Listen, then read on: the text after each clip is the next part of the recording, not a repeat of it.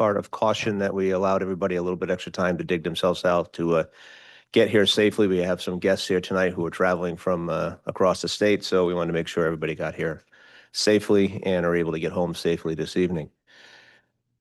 In the event of an emergency, we will be leaving the building and going outside to freeze and waiting for our first responders to show up. There is an exit right here where you came in. There is one behind you, behind your left shoulder, and there's one behind Mr. Reese here. In the event of emergency, we go out, go over to the school administration building and wait for further instructions from our first responders.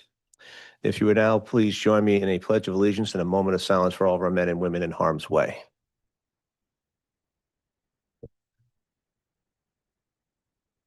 Pledge of allegiance to the flag of the United States of America and to the republic for which it stands, one nation, under God, indivisible, with liberty and justice for all.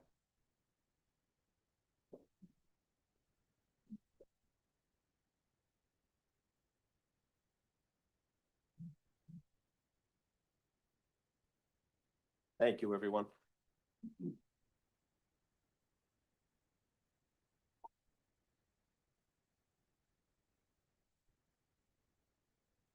Madam Clerk, can we have a roll call, please? Mr. Gleason? Here. Ms. Blank? Here. Ms. McDowell? Here. Ms. Patton? Here. Mr. Piero? Here. Mr. Reese? Here. Mr. Hamilton? Here. I would like to take you just a quick second from President's executive summary to thank the men and women of the DPW who did a fabulous job over the past 2 days clearing the streets. They will be back at it again tomorrow, I'm sure, doing some touch-up work and continue to clean and keep the roads open. They spent the better part of the past 24 hours, almost 36 hours out there shoveling and plowing. So thank you to all the hard work that they did over the past 2 days.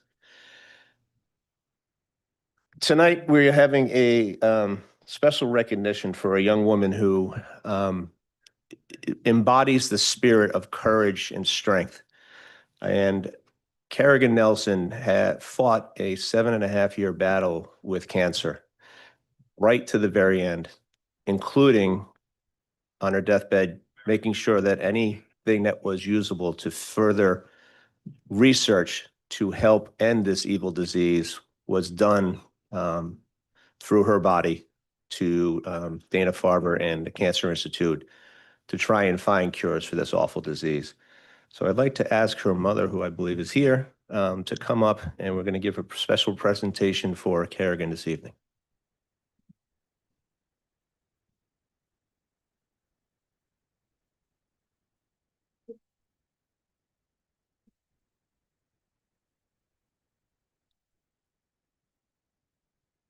So I apologize if I mess up a couple times, but yes, you are allowed to cry anytime you would like. The loss of a child is the worst thing anybody could go through.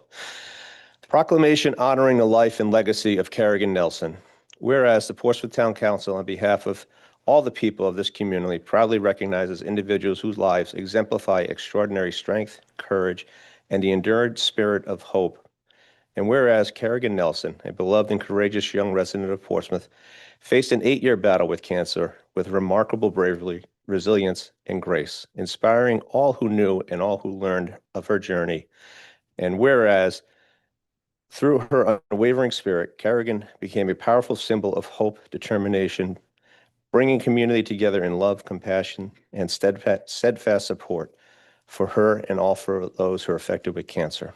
Whereas February 8th, 2026, the day that would have marked Kerrigan's 25th birthday, stands as a meaningful and fitting occasion to honor her life, her courage, and her countless cancer warriors whose strength and perseverance inspire us every day.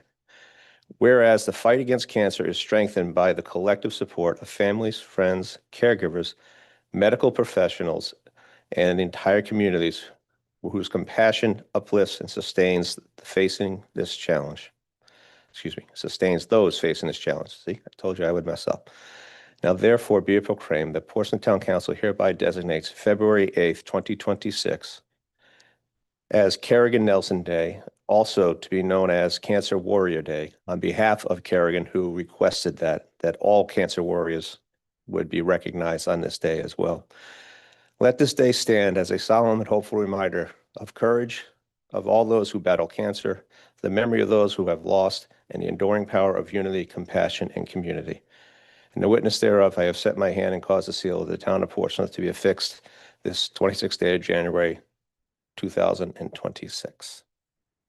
For those of you who knew Kerrigan, she was a light that should have shone for much, much longer. But what she accomplished in her brief 25 years on this planet, I don't know of any of us who have accomplished more.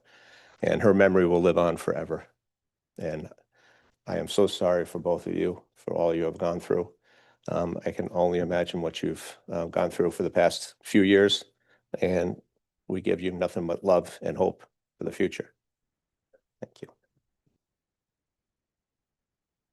Thank you, everyone. Thank you so much. Thank you. I would speak, but it won't come out well. That's okay. That's okay. Aiden, do you want to come up first, or you want Chris is going to go first? Okay. I'll hand it over. Sure. My name's Chris Garceller. And it's both an honor and a privilege to stand before you tonight. Last year, we gathered to celebrate the courage and strength of Kerrigan Nelson. This year, we gather with full hearts and deep gratitude while also mourning her passing on Christmas Day. Though Kerrigan is no longer physically with us, her presence has not left this world. Her light continues to shine through the lives she touched. There is one word that truly captures who Kerrigan was: remarkable. Remarkable in her courage, her kindness, her resilience. Remarkable in how her care for others never wavered, even in her hardest moments. Remarkable in the way she faced 7 years of cancer, not with bitterness, but with grace, music, humor, and hope. Kerrigan didn't just fight cancer, she changed people. She changed me. She changed this entire community and far beyond Portsmouth. Her spirit brought people together. Her voice lifted others. Her compassion reminded us what really matters. Even while facing unimaginable hardship, Kerrigan never stopped thinking about others. When this day was first proposed, she didn't want it to be about her alone. She wanted it to honor every cancer warrior. That selflessness is one of the many reasons she was so extraordinary. So today, as Portsmouth once again proclaims February 8th as Kerrigan Nelson Day and Cancer Warrior Day, let it be more than a remembrance. Let it be a promise we live out. Let this day be a day where we honor Kerrigan's legacy by doing something good for someone else, by advocating for someone who needs a voice, by showing kindness when it's easier not to, by lifting someone up the way Kerrigan always lifted others. Let this day remind us to live more like she did, with empathy, generosity, courage, and joy. And I want to take a moment to thank Kerrigan's parents, Paul and Tammy. Thank you for sharing your remarkable daughter with us. Thank you for raising a young woman whose love, strength, and light changed an entire community and beyond. We are forever grateful for the gift of Kerrigan. Kerrigan showed us that one remarkable person can transform the world around them. Her impact will continue to ripple outward through the people she inspired, the lives she touched, and the love she left behind. Kerrigan, thank you for your music, your heart, your strength, and your unforgettable spirit. You changed my life forever. You changed this community forever. And we promise to carry your legacy forward, not just today, but always. Let us honor her not only with words, but with actions worthy of someone truly remarkable. Thank you, Chris. Very well said. Aiden, you want to say a few words?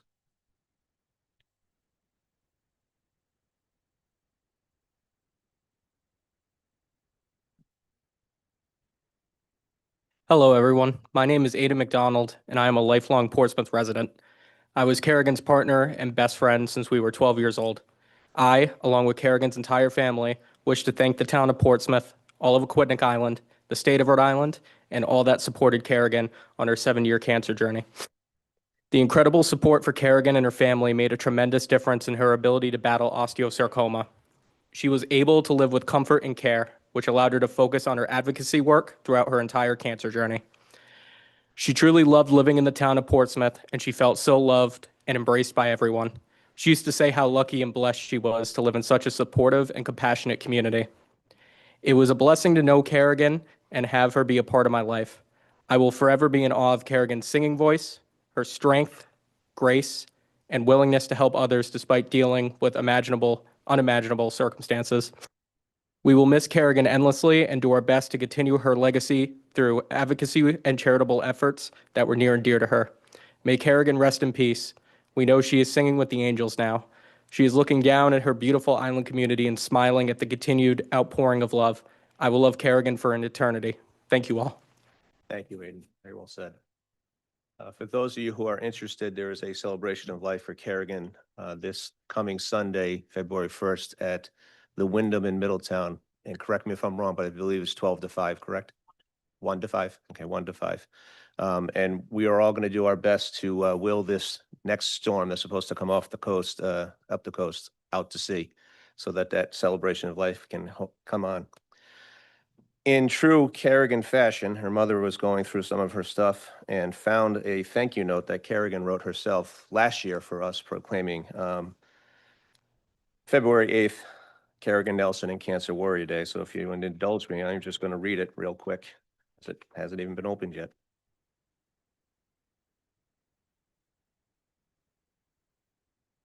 Dear Portsmouth Town Council, thank you from the bottom of my heart for creating a beautiful day in my honor.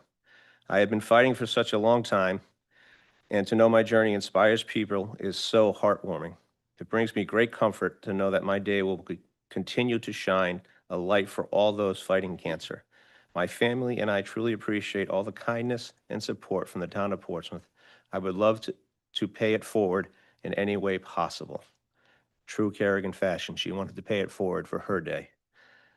So, I can tell you for as long as I will be here, February 8th will be Kerrigan Nelson Cancer Warrior Day, and we will celebrate the memory of her life every, well, either February 8th or the meeting before the February 8th. So thank you to her family for being here tonight. I don't think you have to stay for the rest of the meeting. And if there's anything else, Paul, Tammy, if you guys want to say anything.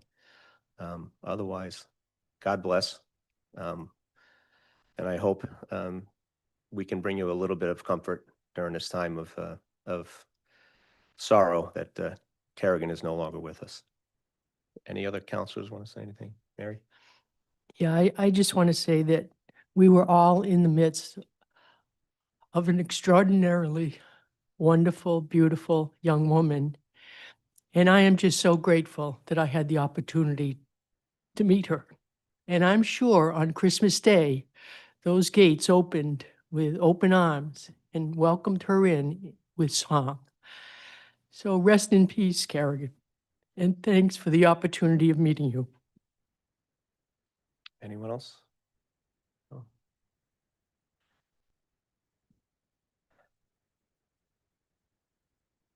Well, this seems like a very hard transition into new business and talking about the town and the school budget. But thank you all very much for coming in tonight. Sal, Chris, thank you. Secana Bridge will be lit up again on Kerrigan Nelson Day. Awesome. Great. Thank you. Thank you.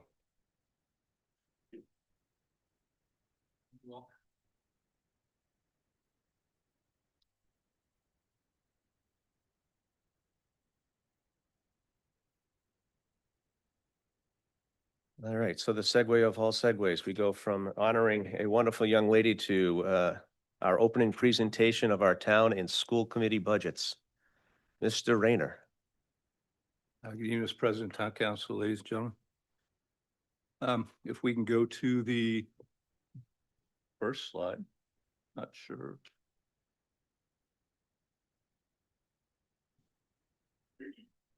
That's not the first slide. If it is, it's a very boring presentation. Thanks. Now just forward one, please. There you go, thanks. So as staff can definitely attest to, we are now well into the development of the proposed fiscal year 27 budget. That process started last August and will be completed over the next 2 months. This brief will provide some highlights with respect to the budget drivers as we see them. Next slide, please. So we'll start with revenues. And on the town side, as you're aware, the governor's proposed fiscal year 27 budget generally holds municipal aid programs level. That includes pilot and most formula funding with no material changes anticipated for Portsmouth at this time. State pass-through revenues, meals, hotel, and public service taxes are projected to increase statewide, which may provide a modest upside for local receipts. On the education side, the proposal does include a small statewide increase to the funding formula, and Dr. Viveros will speak to that. With respect to property taxes, as you know, the car tax was eliminated a few years ago, but current legislation does provide the same reimbursement as last year, which was the same reimbursement as the year before and the year before.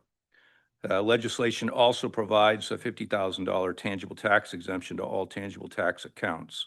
And current legislation does provide for the reimbursement of the town, and it's reflected into the governor's proposed budget. With respect to new housing and building construction, we expect those levels to remain at about the same level as last year, so we aren't projecting any significant increase in those revenues. While there is growing expectation of potential Federal Reserve rate cuts later in the year, we are budgeting conservatively and assuming a softening in interest income compared to recent years, while continuing to benefit from still elevated short-term rates on town deposits. And fiscal year 27 will reflect the full impact of the town's most recent property revaluation. While this updates assessed values to current market conditions, it does not by itself generate new revenue as the tax rate is adjusted to achieve the council's adopted levy. Dr. Viveros. Thank you, Mr. Rayner. Good evening, members of the Town Council, members of the school committee, and the community. From the school department side, this slide summarizes our key revenue assumptions for FY27. Beginning with state aid, the governor's recommended budget reflects an increase of approximately $67,000 for FY27. While this is a positive adjustment, it remains modest and subject to final approval.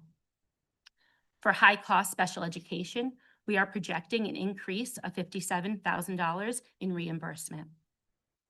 Group home aid is projected to be level funded for FY27. However, it's important to note that with the closure of Boys Town, it's expected to impact this revenue in the future. With respect to federal impact aid, we are anticipating a decrease primarily due to a reduction in the number of military-connected students attending our schools.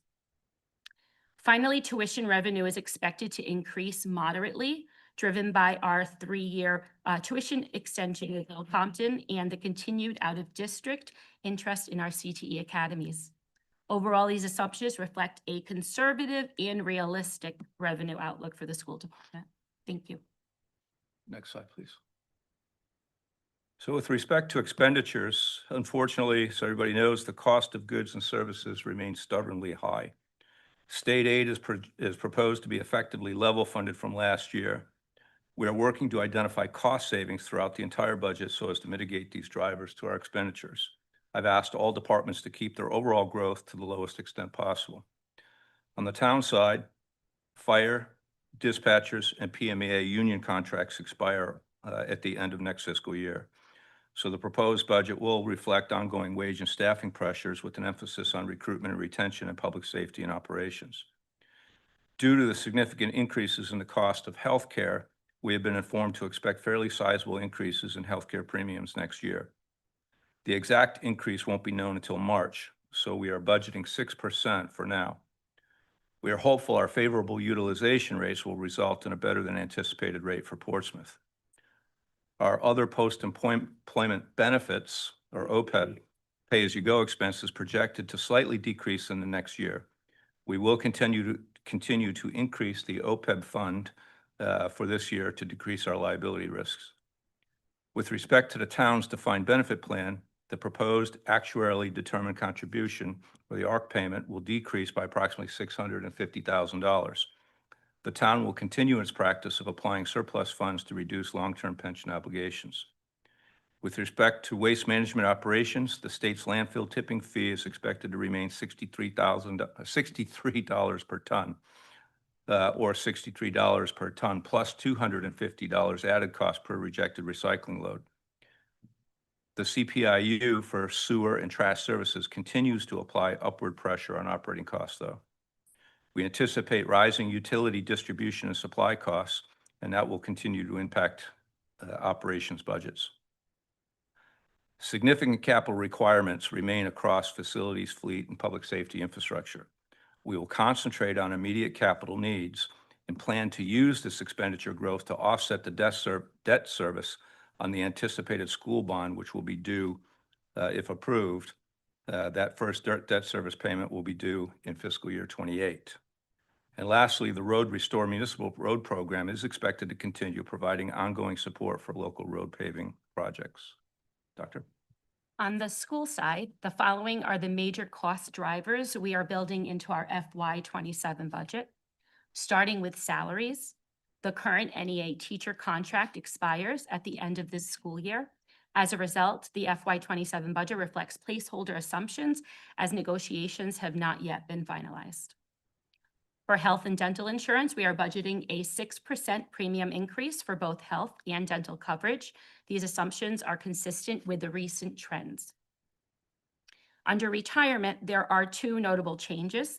The Pound pension ARC is projected to decrease by $139,000, and the ERSRI, Employment Retirement System of Rhode Island pension contribution rate, is scheduled to decrease by 35 basis points, bringing the rate to 14.75% of salary.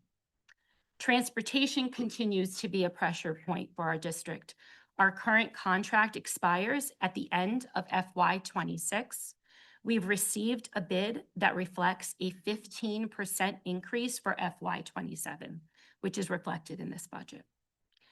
Finally, utilities remain a challenge, particularly our electricity costs, which continue to be elevated and very unpredictable. The FY27 budget reflects these ongoing cost pressures. Thank you. Next slide. With respect to debt service, there will be just a little over $200,000 decrease in bond debt service in the next fiscal year. Assuming a $35 million bond referendum is passed, we're using that number as a placeholder, and assuming that is passed and approved in November, the debt service will increase by $1.5 million in fiscal year 28. Capital lease service will remain unchanged over the last fiscal year. Next slide, please. So here you can see it graphically. So even with the anticipated school bond, the next two drops in debt service will be in 2037 and 2039. Next slide, please.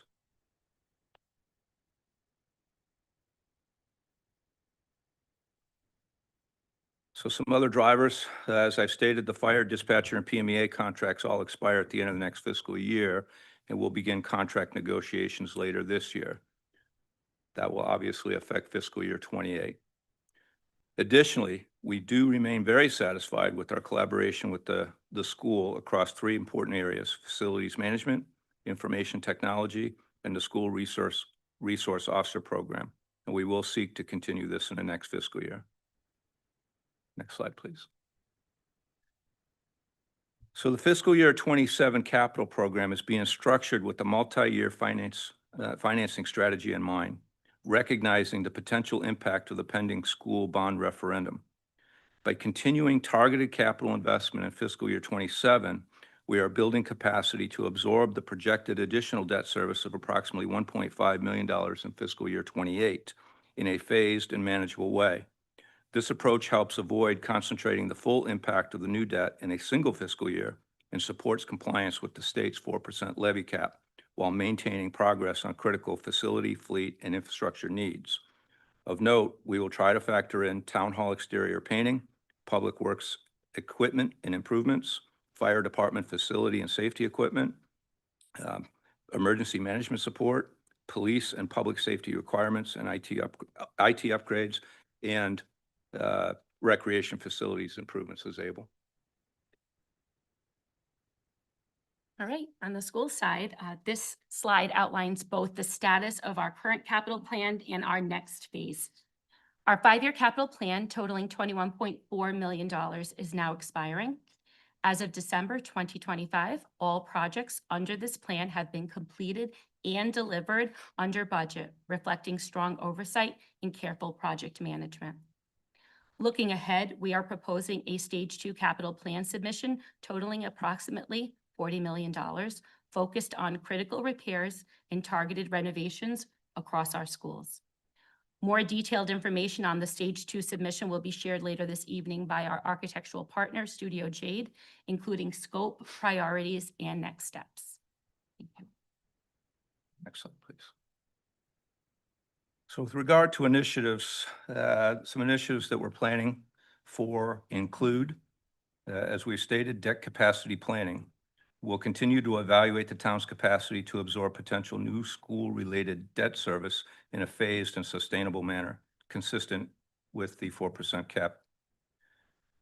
We'll be pursuing and implementing required IT system upgrades and controls to maintain the town's security posture and compliance with evolving insurance and risk management standards.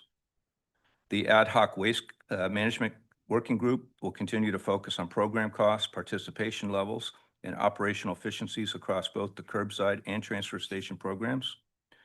We'll finalize and implement the updated sign ordinance to ensure it meets constitutional standards while providing fair, consistent, and enforceable regulations for the community. We'll seek to continue the pilot program regarding the Park Steward Program to provide on-site stewardship and maintenance for Melville Park. And we hope to partner with the school department to develop a work-based learning program that provides students with structured, real-world experiences in municipal operations and public service. On the school side, we have several key initiatives that are guiding both this budget and our long-term planning. We've embarked on a new 5-year strategic plan, and FY27 represents year 2 of implementation. This plan continues to serve as the roadmap for district priorities, resource alignment, and continuous improvement. We're moving forward with a full implementation of high-quality science and social studies curricula in grades K through 8, and are beginning to explore high-quality science and social studies options for Portsmouth High School, ensuring all students have access to rigorous learning opportunities. The district has been awarded our second DODEA grant, totaling $500,000 through May 2029. These funds support career and technical education programming in grades 5 through 12, strengthening pathways to college, careers, and service. Portsmouth High School currently offers 7 RIDE-approved career and technical education programs open to both PHS students and out-of-district students. We continue to expand work-based learning experiences, and as Mr. Rayner has stated, we've been having ongoing conversations about opportunities to secure student internships within the town offices. Finally, Portsmouth High School is engaged in the NEASC accreditation process, reflecting our commitment to continuous improvement, accountability, and nationally recognized standards. Together, these initiatives demonstrate our focus on student opportunity, workforce readiness, and long-term district sustainability. Thank you. So, Mr. President and Council, that concludes our brief and our kickoff for the fiscal year 27 budget process. Thank you, Mr. Rayner and Dr. Veras. Does anyone have any questions about the overview and what are the general guiding lights of our budget coming up? Ms. Mike? A couple questions. In one of the slides it had said that you're projecting fewer military families. Is this due to the number of families in the area decreasing, or the families are choosing other schools? When we collect our impact aid forms every year, there has been a decline, and that, I believe, is due to families either not coming to Portsmouth, not living in the Portsmouth community and able to find affordable housing here. So that's Understood. It was also mentioned an increase of 15% for the transportation costs. are we looking at other companies or do they have an explanation to us on this increase on what was already an expensive line item for the So school? we're currently having conversations with them and we're hoping to get to either a better percentage or going out again for another RFP. Appreciate that. And then one final statement, I just want to say how much I appreciate the team effort on coming in under budget on that 5-year capital plan. The improvements really have been impressive, and Keith and I are both on the committee, and seeing the in-depth step-by-step tasking as it has gone through, seeing the development, it really has been impressive. I appreciate the entire team. Thank you, Ms. White. Anyone else with questions? Okay. Mr. Rayner, are you going to kick off the RIDE 2 submission discussion, or you want to have Dr. Viveros kick that off? That'll be Dr. Viveros, baby. Yep, thank you. So thank you to the town council for the opportunity to be here this evening. Over the past several months, the district has worked closely with our planning partners, Studio Jade, the Peregrine Group, and civic design firm to engage the community, assess our facilities, and develop our Stage 2 submission. This work reflects both careful planning and a growing sense of urgency. Our buildings are aging, and the educational needs are increasing.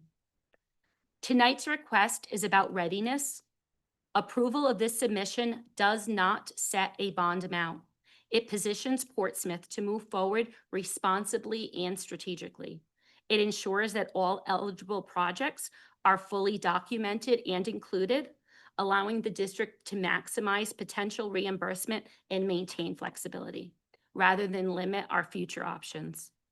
This step is critical to maintaining safe, functional, and competitive learning environments for our students now and in years to come. With that, I turn it over to Phil Conti from Studio Jade, who will walk you through the proposal. Phil? Thank you. Good evening, everyone. Next slide. I want to briefly introduce the team. Erica Schechter with Peregrine Group, the OPM, is here with me this evening. Another important team member who's not here this evening is Manuel Cordero with the Civic Group, our educational facilities planner, a very valuable resource to this entire exercise. We're going to go through a couple of things. We're quickly reviewing the RIDE process, explaining to you what our justification and reasoning was behind the projects that we're proposing in this submission, go over the next steps, and certainly answer any questions you have. Next slide. As the superintendent mentioned, it's important to celebrate the work that you've recently completed over the last 5 years. Those projects focused mainly on keeping the schools warm, safe, and dry, and a significant, if not almost all of it, was focused on the elementary schools. And I believe it has had a tremendous impact there regarding indoor air quality and improvements to the restrooms and the building envelope. Next slide. There was minimal work done at the high school, such as Memorial Drive, air conditioning of the field house. Unfortunately, even less, though, at the middle school, where we were really only able to renovate the restrooms there, which was a significant project. The school was able to also improve the media center as well as the auditorium. But the middle school, as you will see in this presentation, is in need of more work. Next slide. It's important to keep in mind that your neighbors, Newport, Middletown, have or are investing in their school facilities, as well as a number of districts statewide. And Portsmouth, and I've had the opportunity to work with you all since 2010, and you are a pinnacle of stewardship of your facilities throughout the state. We have the opportunity to work with a lot of districts, and you certainly understand and know what you're doing when it comes to your facilities. So we want to keep that momentum going and look to projects that can improve the teaching and learning, in addition to making sure that we are maintaining them and keeping them warm, safe, and dry. Next slide. This is a graphic developed by RIDE that explains the process from the beginning to the end. And as you can see, you are right now in the middle, where we are looking for local support to submit the Stage 2 here this evening. Next slide. Stage 1, the necessity of school construction, has already been approved. And in its simplest form, it identifies the needs. What are the needs in Portsmouth? And that is identified through a facility condition assessment as well as an educational adequacy assessment when we go through your facilities. Next slide. That assessment identified over the next 10 years a district-wide need of almost $80 million. That is a significant amount of money, but I can tell you there are other municipalities and districts that far exceed this amount, and even the most well-endowed institutions carry deferred maintenance. So what was surprising when we looked at this was the number associated with the middle school seemed disproportionately high to the size of it. So that did not surprise us too much after we looked into it and realized, well, we have not really been spending capital dollars there. Next slide. I do want to remind you that there is this state law requirement that you invest minimally in your school facilities to avoid the catastrophe that was that Rhode Island fell upon a decade ago with its school conditions. So there is an approximately $1.5 million per year that is spent on school facilities here in Portsmouth. Next slide. The educational adequacy assessment of the facilities and how it supports your program started in November, led by Manuel Cordero and the Civic Group, on a number of methods and vehicles used to solicit information from parents, staff, administration. We held a community forum where people were able to share what they thought of the school facilities. Next slide. What we saw was there a considerable amount of concern in the middle school regarding the classroom environment itself, the building envelope, roof, windows, indoor air quality, et cetera, and a excuse me, high interest in the high school science labs, as well as some of the CTE programs. Next slide. The stage 2 part of the necessity of school construction identifies the proposed solution to the needs that we've already submitted. It is necessary for RIDE eligibility for reimbursement, and it focuses on the project type. We want to create a list of projects to submit as part of the stage 2 so that if Portsmouth moves forward with any type of funding, that those projects are reimbursed by the state. It is your next 5-year capital plan, and as the superintendent mentioned, your current plan expires at the end of this year, and we have completed all of those projects that we've identified previously. Next slide. I want to be very clear about what the submission is and, of course, what it is not. So it is time sensitive. We are only able to submit these in February and in September. It is necessary to receive, at a minimum, the 35% reimbursement from RIDE, and it is the mechanism to receive state reimbursement. For example, you could do any project you want. You just simply would not be reimbursed, for that project. That is not a prudent path forward. Next slide. What it is not. This is not an approval to bond. It is not establishing any bond amount. There is an expectation that you're doing at least half of what you're submitting over the next 5 years. Next slide. This is a breakdown of the $40 million submission. Hathaway and Melville are about the same at $1 million, and we're going to go through each one of these schools to quickly identify the projects. Portsmouth Middle is the highest at approximately $29 million, and then Portsmouth High School at $9 million.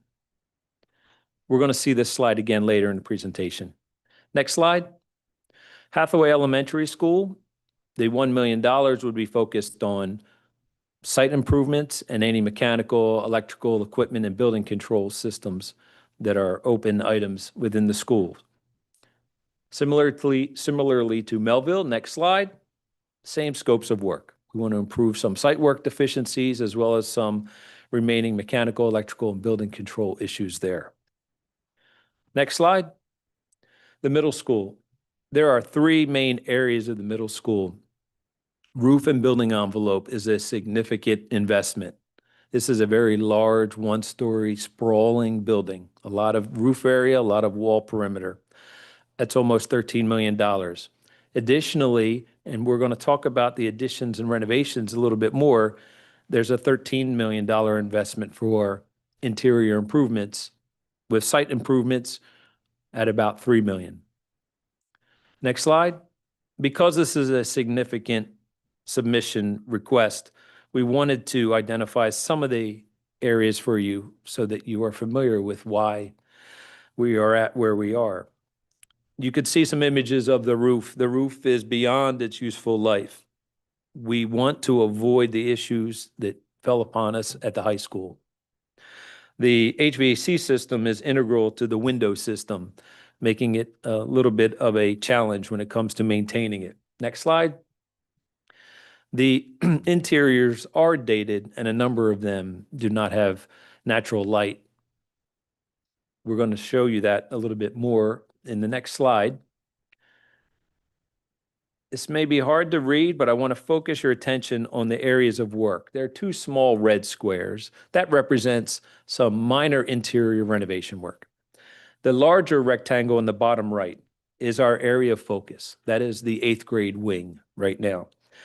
The way this school is designed, that is broken up into grades 5, 6, 7, and 8. And if you look in that red box, you're going to see 8 classrooms, 4 stacked on top of 4. What does that mean? That means that there are 4 interior classrooms with no natural light, but that also means there are 4 perimeter classrooms that are only egressed through another classroom in front of it. We understand why this was done at the time it was built, but it's certainly not adequate for today's teaching and learning methodologies. Next slide. What we want to do is to take those, let's say, for example, 4 classrooms, and turn them into these 2 types of classrooms, where the size actually meets the RIDE suggested guidelines, where we are able to introduce rooms that support teaching and learning, such as those breakout rooms that can provide some additional space to the educators. Next slide. These are images of current classrooms. The 2 on the right are interior classrooms that you would traverse to get to the exterior classroom. And again, these spaces are woefully inadequate for today's teaching and learning. Next slide.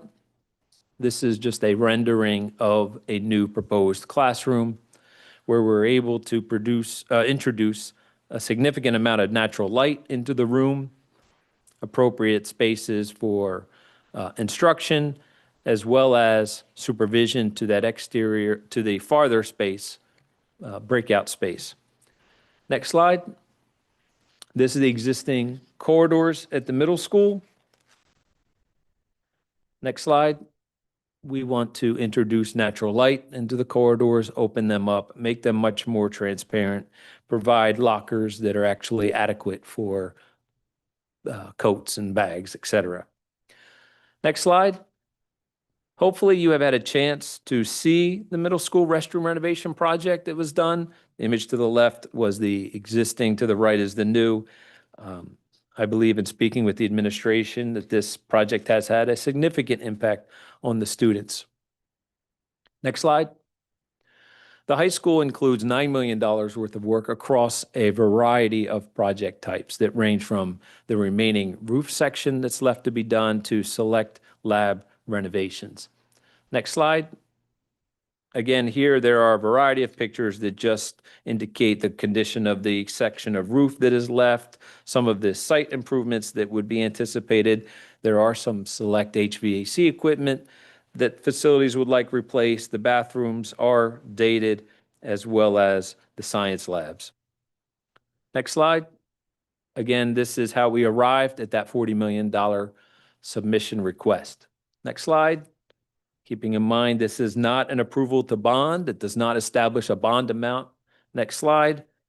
And it is necessary for housing aid and the mechanism for state reimbursement. Last slide.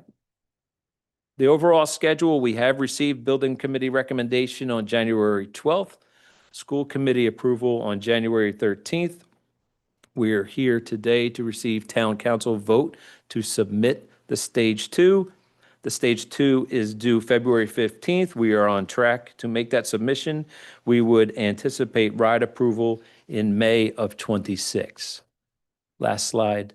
I'm happy to answer any questions you have. Thank you, Phil. Appreciate that. I have one quick question about the old bond. The gray countertops have been replaced with the whites, the bowls. I would have to ask Rachel. Rachel, was that done? George? Yes? Yes, yes. It was supposed to happen over Christmas break. I just wanted to make sure it happened. Okay. Thank you. It's a big number, Mhm. but being as someone who went through the learning center process at the middle school and the fact that it's 53 years old now, right? It was 72 was opened up. The roof is certainly a must-have. And changing the learning environment is, I think, a great idea for our future students at the middle school. So does anyone have questions for Phil on the Stage 2 submittal? So again, the submittal process puts through all of these projects, and Mhm. then the expectation is that you do at least half of them. Correct. So it was 40.3, I think. So we'd be looking at minimum $20 million worth of projects, which would be done based on timing, Mhm. availability of projects, money, and all that fun stuff. We'll discuss this in the building committee, but one thought I had concerning the roof was decoupling the roof project from the 8th grade wing. So that way, if you're the general contractor and I'm the sub for the roof, I have to mark mine up, you have to mark yours up. If we go directly to a general contractor for the roof, similar to what we did at the high school, we might be able to save some money. That $13.3 million for the building envelope includes the roof and windows for every classroom, or just the 8th grade wing? Minimal windows, so I would say the 8th grade wing. Okay. All right. Mr. Gleason? Thank you. I just have a couple questions. The concept that you've shown on slide 13, if you could pull that up, please. If I understand your presentation, it looks like those classrooms are pretty much on the north side of the school, Yeah, northeast. northeast corner. Northwest. No, northeast. Facing towards, 8th grade faces towards Jefferson. So if I understood the concept, there is, at the lower bottom of the screen is the exterior windows. And you're kind of combining those classrooms that are kind of bound, the one that you can't There you go. access. Right there, you go, that. Correct. area Yes, yeah, we would be converting those 8 classrooms Right, to 4 and then putting a small addition in that corner where the red Okay. box continues beyond for the remaining classrooms. So that the 8th grade wing, comprised of 2 teams, has all the same appropriately sized classrooms, breakout rooms, storage, et cetera. and just for somebody like myself that hasn't been in a middle school in a long time, explain the concepts behind the breakout room and what is that as? Sure, let's go to the next Yeah, slide. yeah. Next slide, please. There you go. Yep. So RIDE publishes a recommended classroom size guideline that we struggle to achieve anywhere. The fact that we could do it in Portsmouth, I think, is a great fit. What that affords us is some additional space along the corridor side to introduce a breakout room into every classroom, which means if there is a group of students that may need additional support, they can easily be managed. And if we could go to 2 more slides.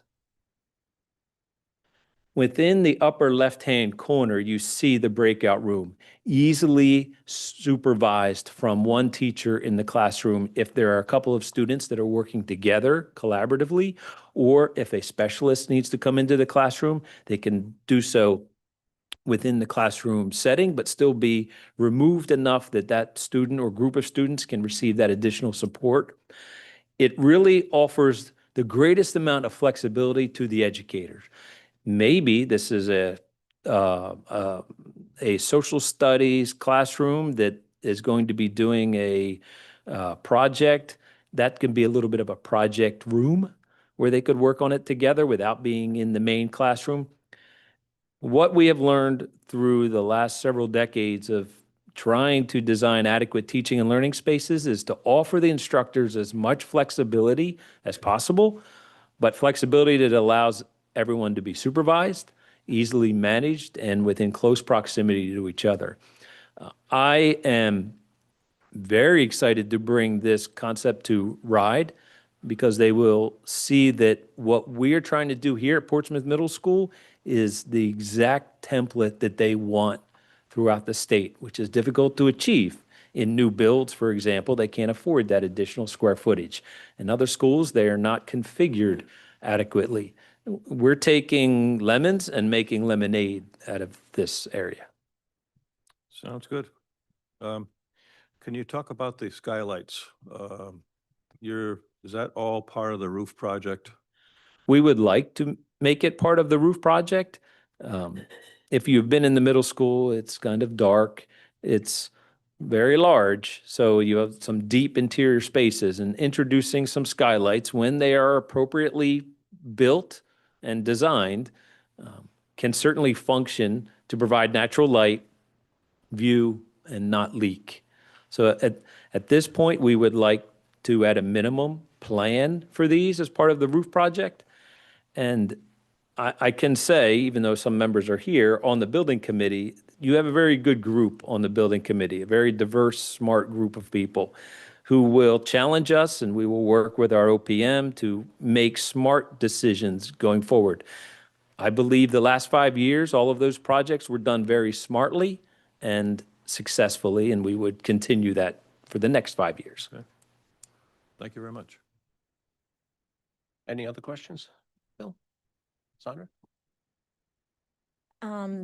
Just a quick question, and I think we had talked about it, but I don't remember, and I just want it publicly. Does this change capacity with such augmentation of classrooms going from the 4 to the 2, and I know we're adding some, the overall 8th grade capacity, how has that changed? That has not changed. We're still going to have 2 teams. We have had an enrollment forecast done for the next 5 years that shows that you will still be having 2 teams, and that would be our path forward. Excellent, thank you. Any other questions? Any members of the audience have any questions? Hearing none, I think we need a motion to approve the submission of the Stage 2 to RIDE for their approval. So moved. Second. All those in favor? Aye. Opposed? Motion passes 7-0. Phil, thank you very much. Thank you. Dr. Viveras, thank you, members. School Thank committee you. members, thank you. Thank you. School staff, thank you. We'll see you all back here in a few weeks with the full budget.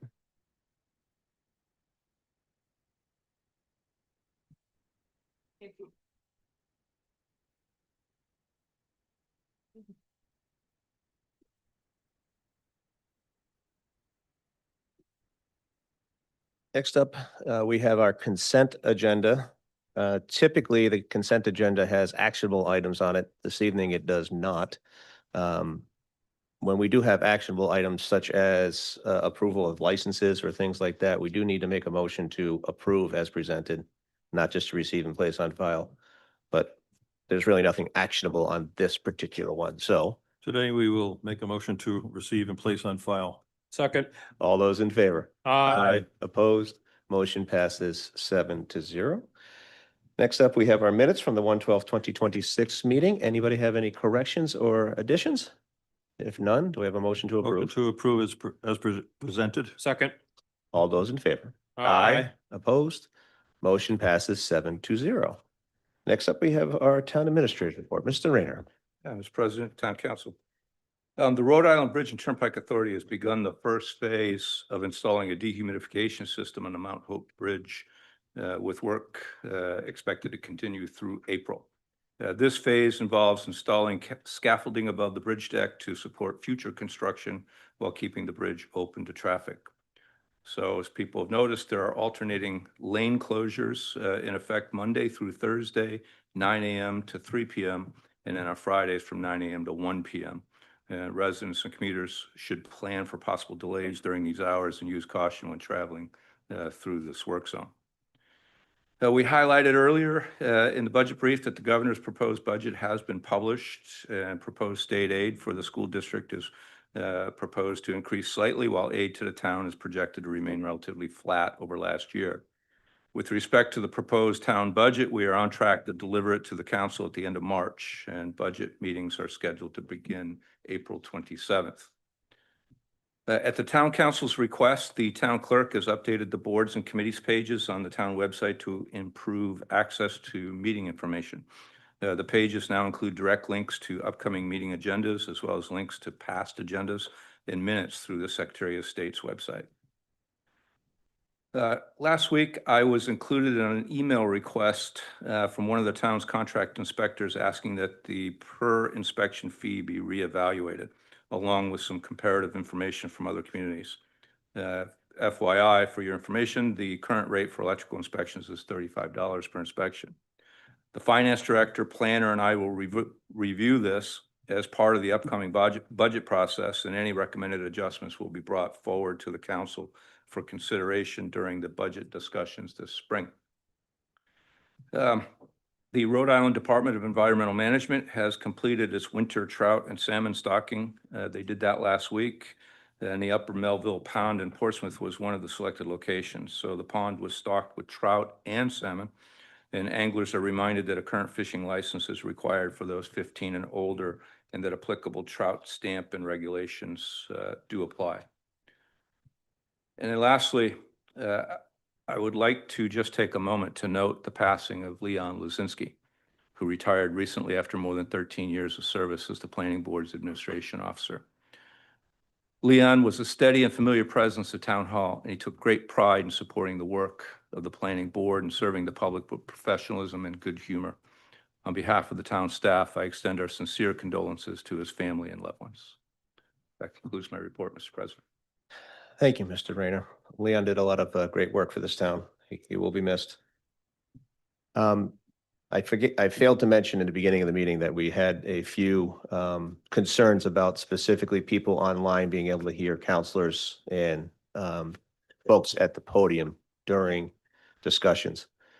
As a reminder, these microphones are directional. You have to speak directly into the front of them. If you're off to the side, you don't get the same effect. So if we could all please just be cognizant of that when we are speaking into the microphone, it would be greatly appreciated for the folks at home and the folks in the back of the room as well. Next up, we have resignations and appointments. We have one resignation from the Solid Waste Recycling Committee. Mr. President, motion to accept with regret the resignation of Laura Carlisle. Second. All those in favor? Aye. Opposed? Motion passes 7-0. And then we have two appointments with two applicants, two vacancies with two applicants for the Prudence Island Planning Commission. Motion to approve Joseph Fertitta and Zachary Weinberger to the Prudence Island Planning Commission. Second. All those in favor? Aye. Opposed? Motion passes 7-0. Next, we have old business. We have a new, renewed presentation of our flock safety cameras, and Captain Alblin, if you want to come up, sir. Welcome back.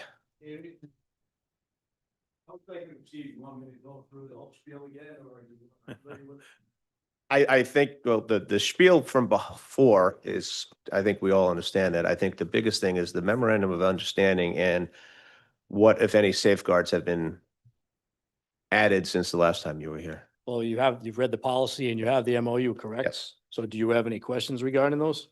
I do not. I don't know if any counselors do. I mean, sorry. Yeah. I mean, I can recite whatever you want. I also have with me tonight, a representative from Flock and also online another representative from Flock. Should you have any questions that are beyond my expertise and knowledge of Flock cameras? I am sure like me, it's probably IT related and it's up here when you start discussing security and things like that. So any counselors have questions or concerns? Mine still goes back to the security of the cameras and the security information that they're receiving. What about it? Specifically, the safety of them being kept by Flock and not by the state police directly. Having a third party having that information scares me a little bit, that's all.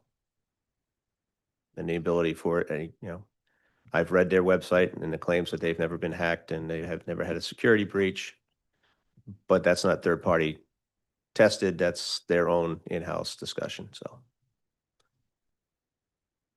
I mean, I can read you the policies, I can read you the MOUs, but I'm sure you've all read them, so I don't need to. No, I understand. Do you have any questions? You had questions regarding some of the inside workings of Flock last time. Did you want to reiterate on them or follow up? Ms. Blank? Sure, we received a good amount of feedback from our constituents. Could we maybe have a 3 or 5 minute discussion from Flock, give you the opportunity to speak to your product? You don't have to, but You got to come up to the microphone though, please. specifically regarding concerns of trying to. And if you could just identify yourself as well. Yes. Hi, everybody. Thanks for having me. My name is Andrew Haft, and I support our relationship with the Rhode Island State PD.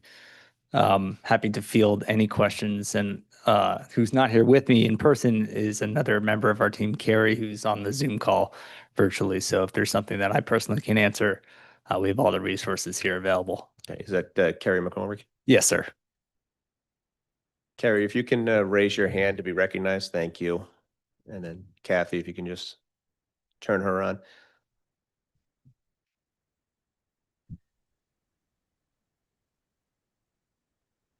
Hey, folks, can you hear me? Yes, thank you, Carrie. Appreciate that. And I do have a presentation completely up to the commission, but I do have that if interested. Sure. How long is it? Like 5 or 10 slides or? Yep, I can flip through it quickly. Okay, please do. All right, can I share my screen or? Yep. Give us a quick second. Kathy has to promote you to a presenter. You should be all set now. And if you could try and share your screen. Okay, can you see me? We can see you. Wonderful. Okay, I will be quick, I promise. Let's see, I think I just requested to share my screen. Let's see here. There we go. Share. Can you all see this? Yes, sir. Wonderful. Alrighty. Well, good evening, everyone, and thank you for having me. My name is Carrie McCormick, and I am a member of Flock Safety's Public Affairs team. So I'm just going to run through a quick overview and then happy to answer any questions. And I appreciate the Commission's time today, the Council's time. So just a quick overview of the company. We are an American company headquartered in Atlanta, Georgia. And we partner with about 6,000 communities across the country, as well as over 1,500 businesses from small mom and pops to big retail and things like that. We consider ourselves collaborative technology, so we do not replace police officers, but we support a tool, a critical tool to help police officers and law enforcement to do their jobs. Our license plate reader cameras, which you'll see here, they take a photo of the back of a vehicle that encapsulates the back of the vehicle and the license plate. And when the state police or another agency submits a plate onto a hot list, or it is already on a hot list, it will create an alert for that police department. So that could be a missing child, that could be a suspect of a homicide or other type of crime. So the vehicle fingerprint is just a fancy way to say it takes a photo of the back of the vehicle, and it can capture license plate, vehicle make, body type, color, things of that nature. This is important because sometimes you'll hear from law enforcement that folks will take a plate off or switch a plate especially those that are involved in organized crime. That is something unfortunate that will happen. And so the photo takes a picture of the back of the plate. This slide just says it works at night. So some of the components that are critical to our organization are transparency and privacy from day one of the organization. So not only are we a critical tool to fight crime and find missing people, transparency is also critical. So on the left-hand side or the white part of the screen, you'll see just highlighting some of those components. 100% of our data, and when we're talking about data and the license plate readers, that's the photo of the back of the vehicle, is owned by our customers, and Flock will never sell that data.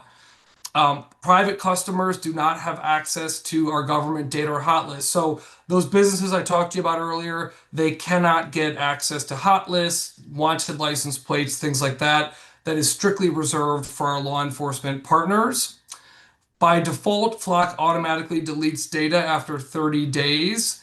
That is a best practice that we have found to provide, a period of time where it's deleted for privacy purposes, while also allowing our law enforcement partners a period of time to use that data. Sometimes we don't find out about a crime in our communities until a day, 5 days, 2 weeks later. So this is kind of a happy middle ground for that data access, but it is hard deleted and scrubbed from the servers after that 30-day period. We've had instances where a community will call us and say, oh, we found out about a crime 33 days ago.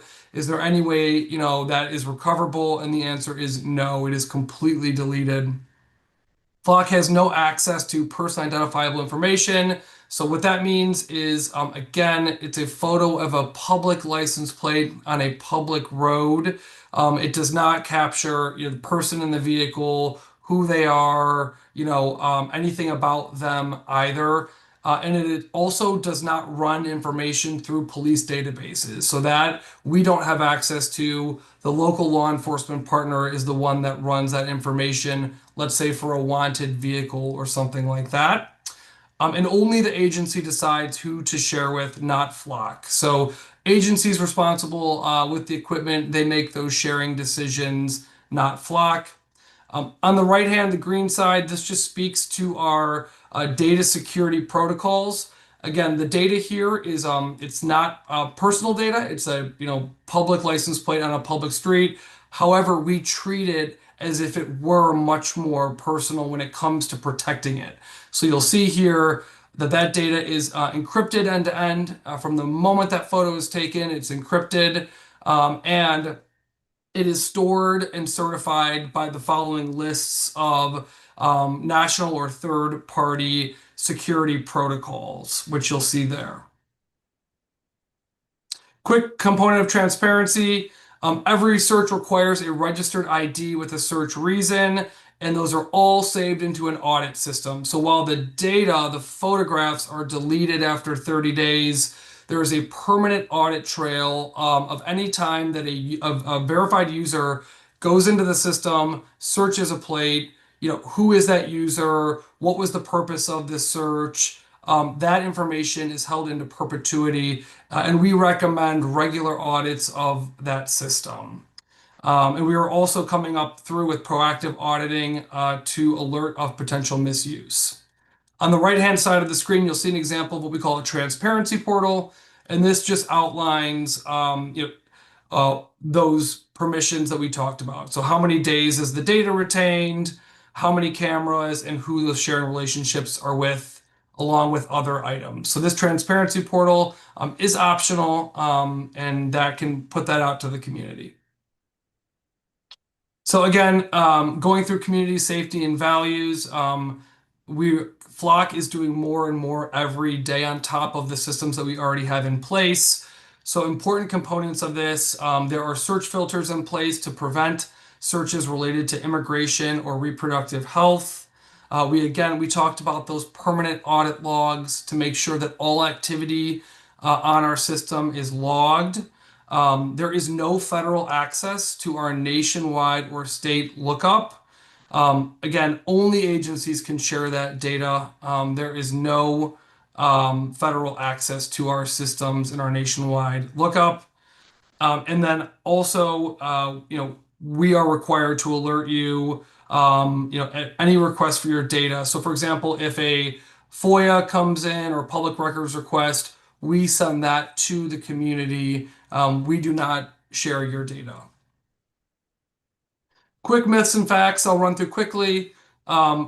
These are point-in-time photos that do not track people and show police everywhere they go.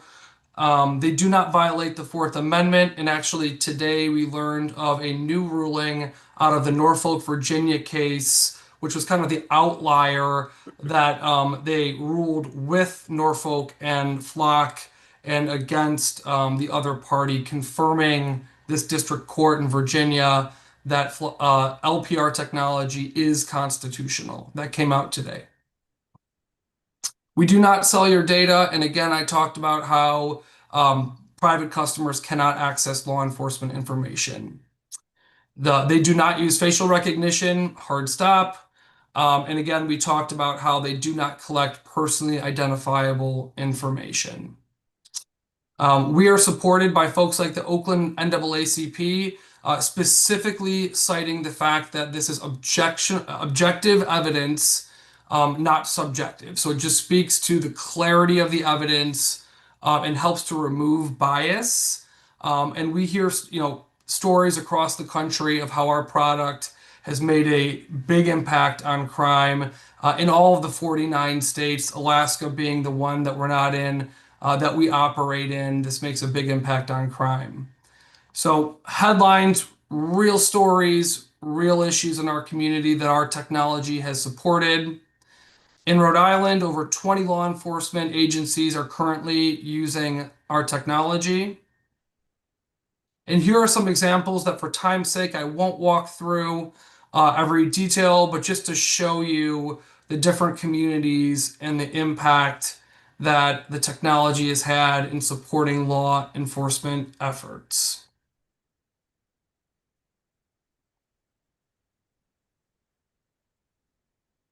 And I can send this deck later on. I just want to, in respect of time, I won't walk through all of these.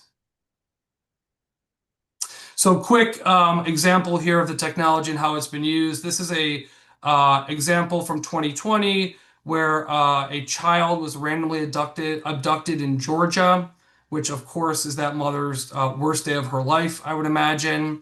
After contacting authorities at 12:33 p.m., an Amber Alert was issued. 1:01 p.m., a search was conducted on the Flock network. 2:30 p.m., the suspect vehicle was located using our cameras. 5:03 p.m., police made a felony stop and arrest. 6 p.m., baby was reunited with her mother. So just an example of how the technology can be used to really supplement a search for a missing person. And we have these cases, I believe we're now over 1,000 missing people found with the help of our cameras across the country. A very important component of what our technology does. As I noted, we're a trusted partner. These are some of our official partners: Mothers Against Drunk Driving, the National Center for Missing and Endangered Children as well. This is that example of an NAACP in Oakland who has come out strongly in support of Flock and LPR technology.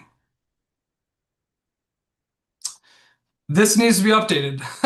We found out today that this case in Virginia ruled in favor of LPR, but it was the one outlying case that was highlighted, but this again got decided today. And then we also won't bore you with this, but this is the additional case law that supports the constitutionality of license plate reader technology. With that, again, just want to thank everyone here today, but we're proud of the work that our technology has done across the country. Again, we're trusted by over 6,000 communities from, let's see, let me stop my sharing there. 6,000 communities across the country, every state, big cities to small towns of all political persuasions, because of the tangible impact the technology has had on fighting crime and finding missing people. And we're proud of the proactive guardrails that we put in place to ensure that we're balancing the critical balance of privacy with public safety. So thank you, Mr. Chairman, and to the council. Thank you, Kerry. Anybody have questions for Mr. McCormick? Ms. Blank or Oh. Carl? Excuse me. Sure. Thank you, Mr. President. Quick question. What cloud computing service do you guys use? AWS. Has AWS ever been hacked? No, sir, not to my knowledge. Has it? Yes. Okay. It's in AWS GovCloud. I'll preface that. It's still been hacked by international governments. Gary, care to speak on that? I was not aware of that. I know that our servers have never been hacked. I know that for sure, but the entire AWS cloud, I was not aware of that or components of it. Ms. Blank? Very good. In the presentation, Carrie, you had stated, was it 1,800 crimes solved a day or 2,800 crimes solved a day? Can you help me understand what that breakdown of the type of crime that this usually resolves? Sure. So that comes from an independent study through Texas Christian University that analyzed the system.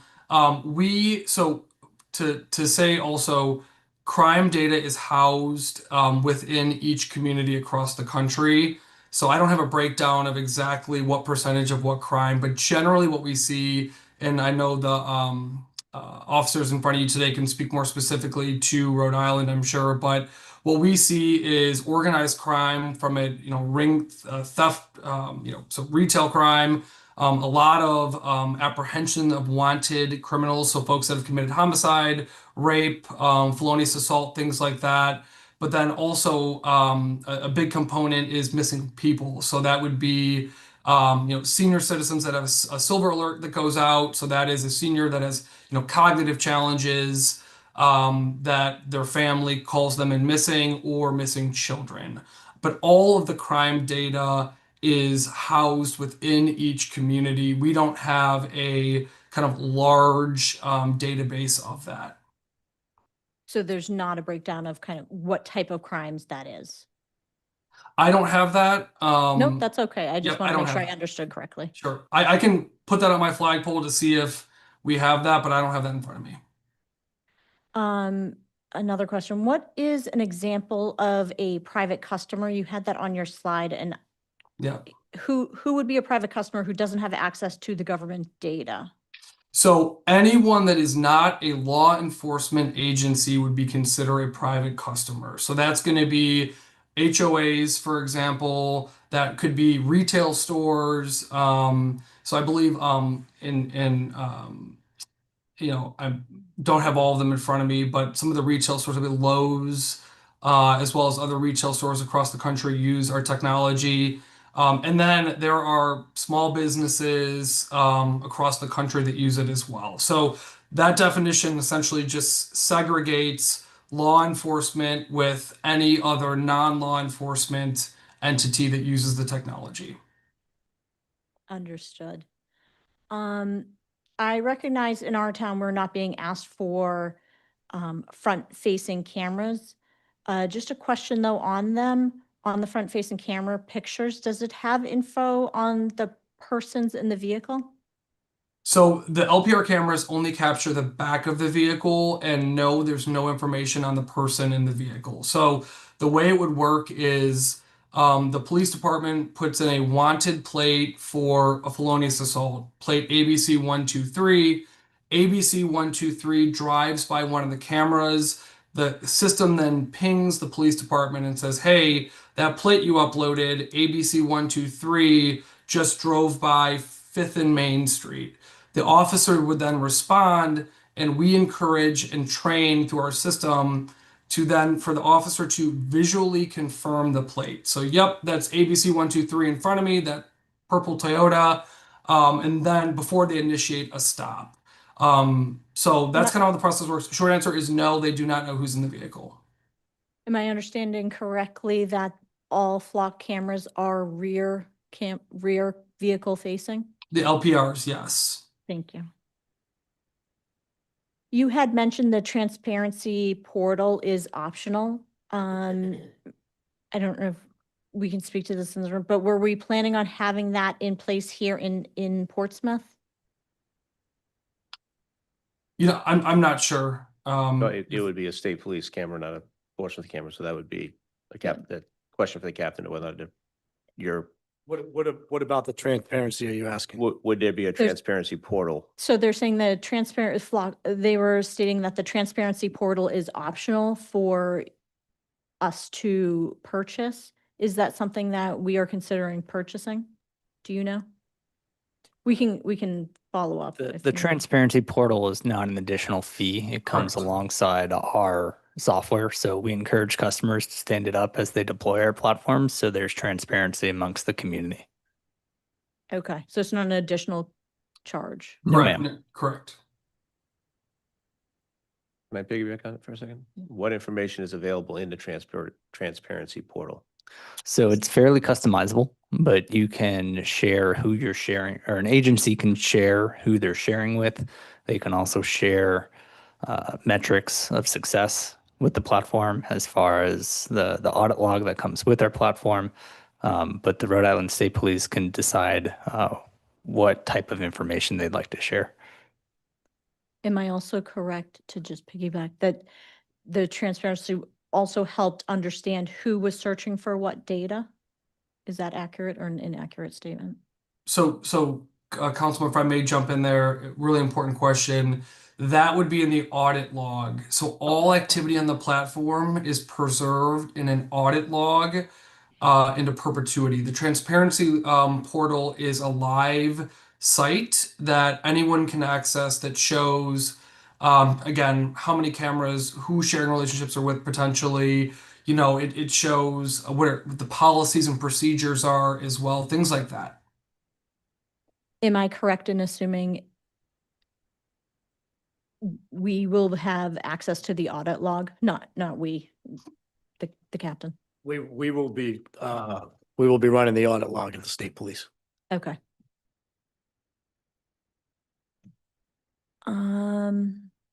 Two final questions. You had stated that there's no federal access to this system. Can you expand on that Yeah. statement?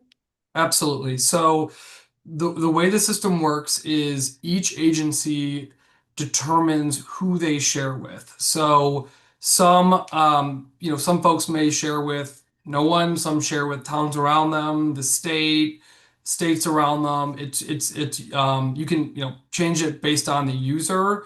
And there are great examples of why national sharing or regional sharing makes sense. Because for example, folks that commit a crime here many times drive somewhere else, or a missing person may travel across state lines. So there's general benefit to it. By default, there are no sharing relationships in place when a customer starts with Flock.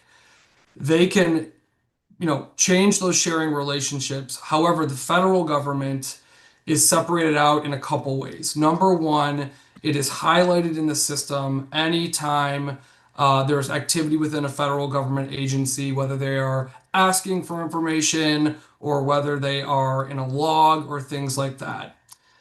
The agency would have to opt in proactively, and this depends on some state laws, I'll qualify it with that, into a sharing relationship with the federal government. With that said, too, just to highlight, unlike some of our competitors, we do not have a contractual relationship at all with Homeland Security or ICE. Our company does not.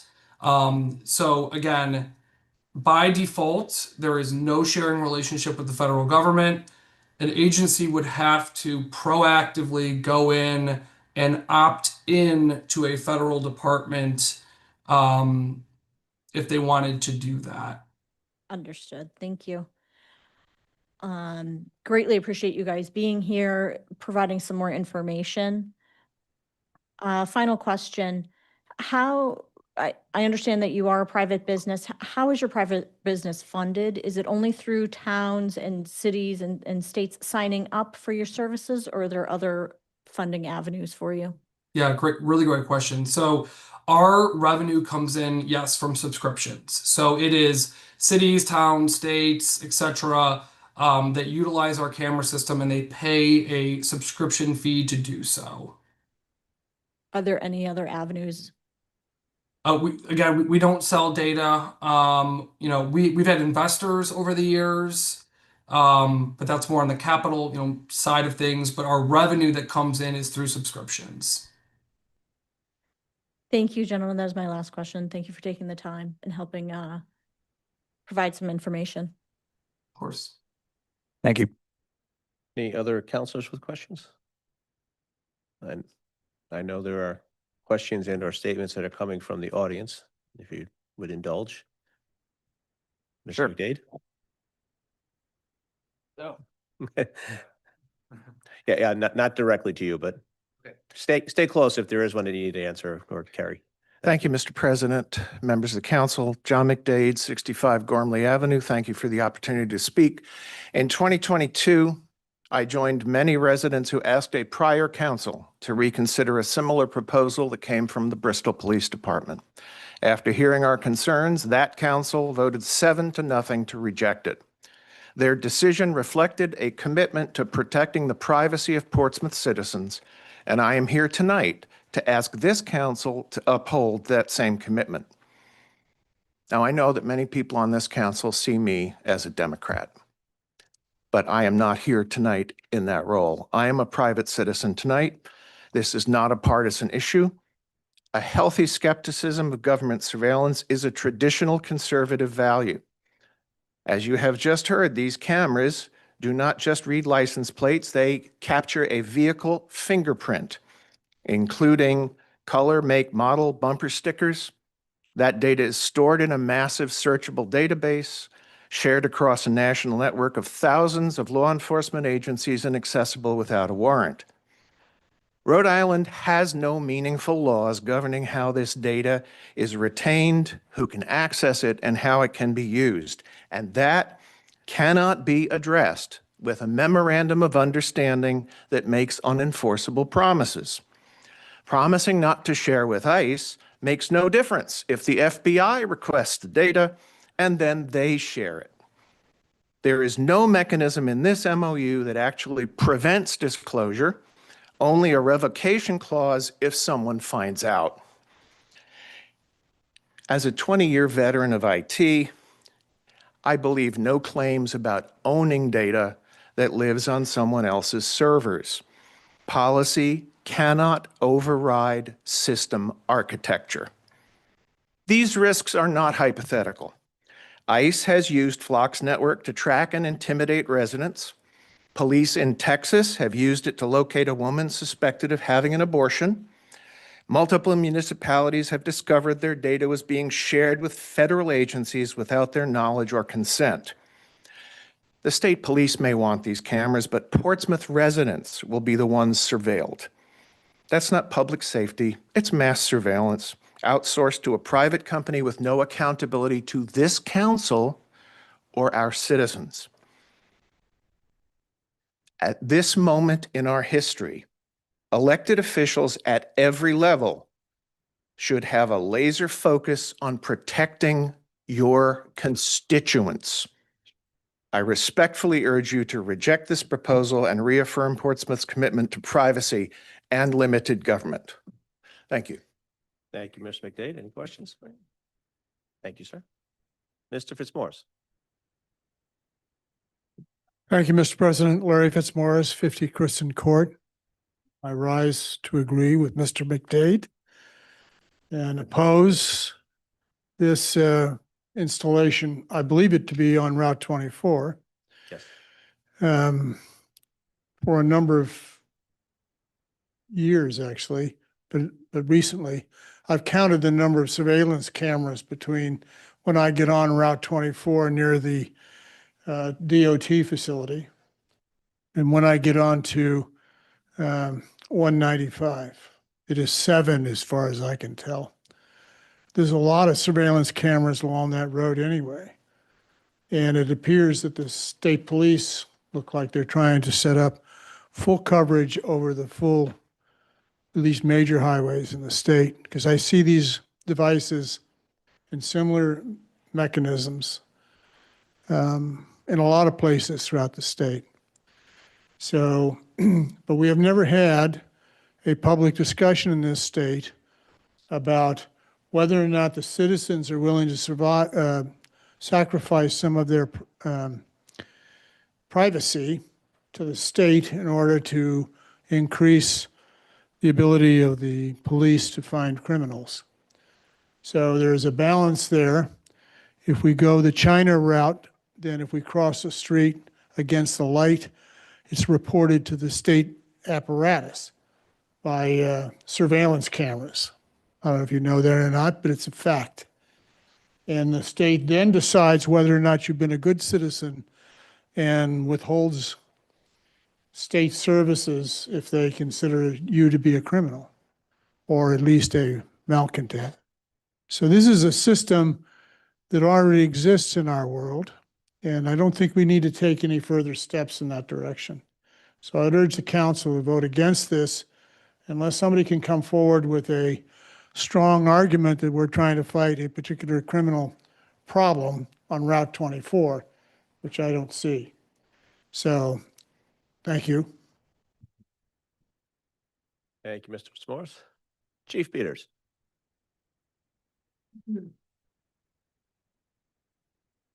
President, members of the council, I believe as Chief of Police, it's my responsibility to advocate for ways to keep our community safe. And I believe that this technology is that can keep our community safe.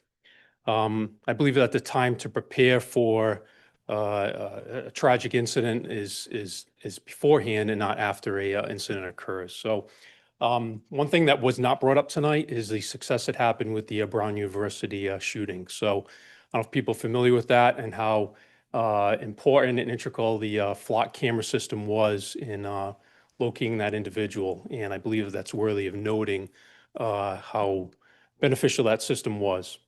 If I can just talk briefly, though, I know I've spoken about it back a couple of years ago, that the police department's in favor of this. I was here a couple of weeks ago talking about a favor of it. If I just point out 4 points, if I could, improving public safety. So flock cameras help officers quickly identify vehicles associated with crimes, allowing investigations to move forward more efficiently. This can lead to faster arrests, quicker recovery of stolen property, and reduced impact on the victims.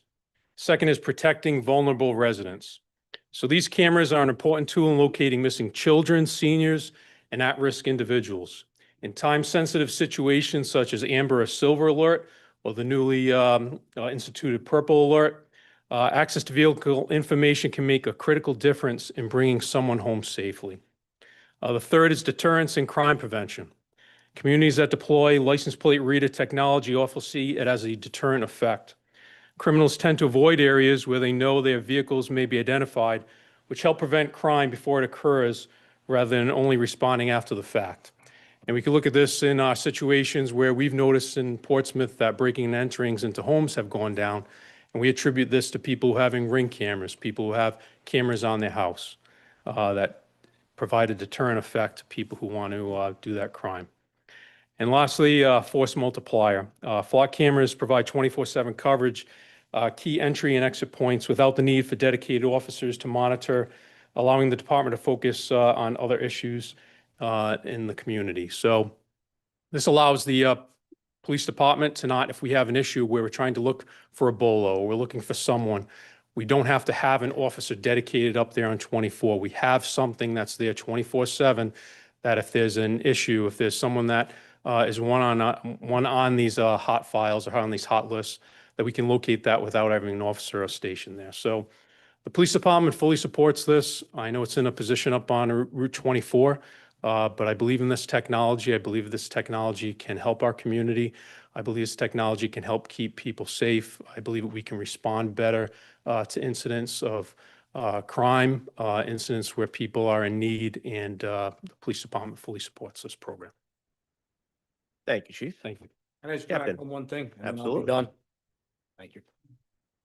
So like I said last time, 2013, Providence Journal, missing Portsmouth girl 13 found alive Arrest made in case. Lucky, good investigative skills. Had we had flock cameras in place at the time, never would have made it out of Rhode Island. 2018, high school, guy goes in with a knife. Yeah, he lived by there. Okay, lucky. He was in a car. We had a flock camera. We can identify it. No doubt. Brown University shooting. Worked it personally. I can tell you completely, without flock cameras, we do not have him identified. Probably to this day, unless someone finds him dead in that storage unit. I can tell you that. I know there's reservations. There's reservations and everything. I'm sure your computer systems have been hacked. The town, I'm sure the schools, whatever. It happens. Nothing's perfect, okay?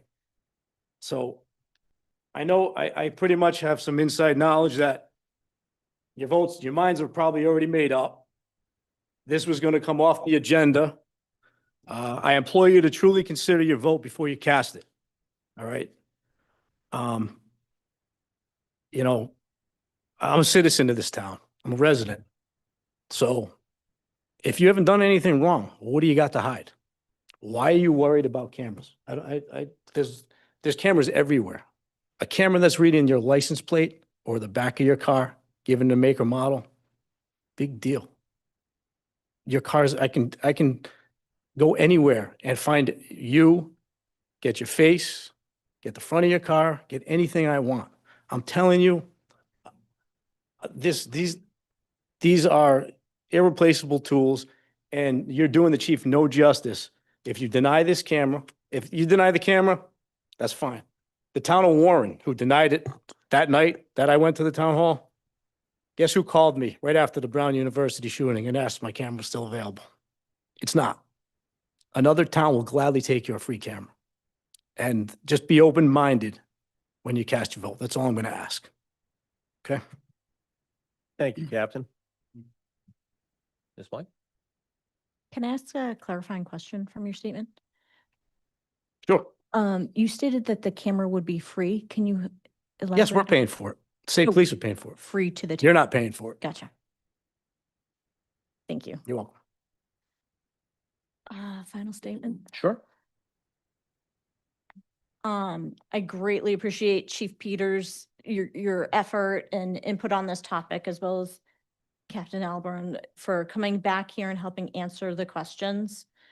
I also appreciate our police department here in town willing wet in the line of duty. Thank you to the representatives coming out and meeting to help answer our questions. It really did provide some insight and clarity for me. I have heard significant input from our citizens who I was elected to represent, who have overwhelmingly spoke out against this.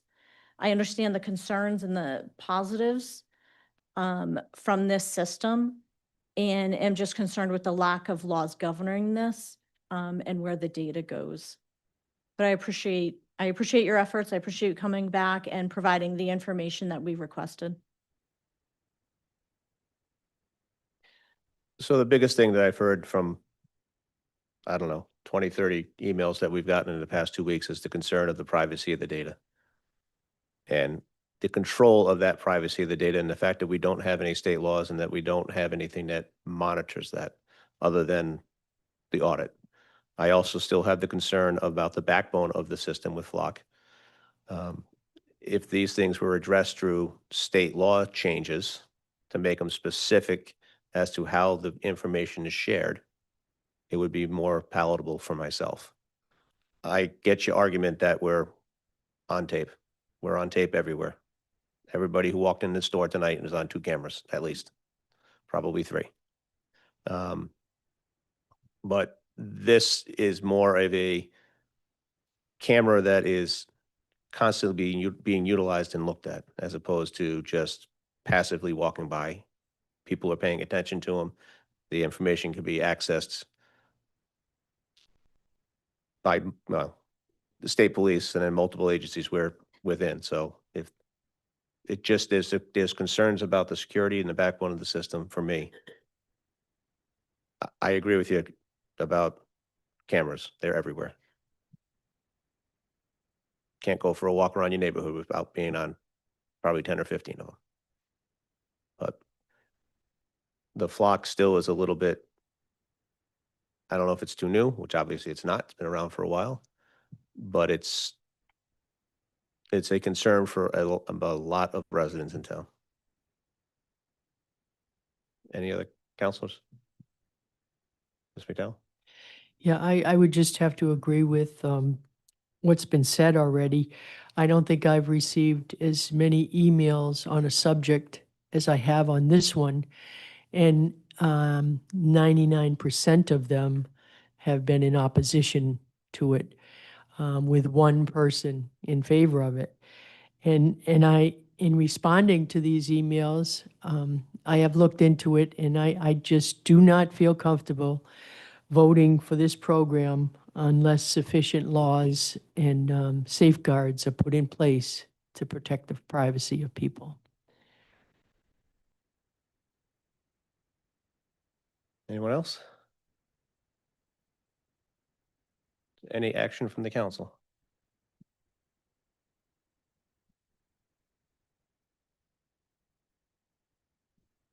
Mr. Gleason? I'd like a motion to not approve the flock cameras in the town of Portsmouth. Second. Any further discussion? Nobody online, Kathy?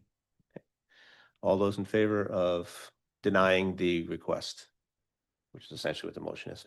All those in favor? Aye. Opposed? Motion passes 7-0. Thank you. Thank you, Captain. Old business number 2, discussion to garner support for enactment of moratorium to examine the effects of 30 bills enacted by the General Assembly over the last 7 years, as described by Town Planner Leah Hitchen on 12/8 Town Council meeting. Mr. Gleason. Thank you, Mr. President. That's a mouthful, isn't it? Yes, it is. Okay, so get back on the screen here. So as a result of that motion, our solicitor has put together a resolution here together with a joint municipal statement. I think he's done a fine job with it. I support what he has done here. I guess at this point, I'm looking for any corrections that people see they want to make. I don't see anything wrong with any of the Ts or the Is dotted. And I would ask for support of this resolution with joint municipal statement. Other towns, as you can see by the next 2 items, are also feel like they've been put into this one-size-fits-all predicament from these land use changes. Tiverton is one that's not here, but they were supposed to have their meeting last night, and they canceled. And they also have a similar situation over there. There's specifically asked for and I've seen these on other resolutions where we didn't go on ours, to call it a housing unit when the application is put in. So if your goal is to get 600 more, it kind of gives you that cutoff of meeting the 10%, not a mandate, 10% suggestion, I guess, of what the state has asked for, so that they can get a handle on it and say, all right, we've completed our task,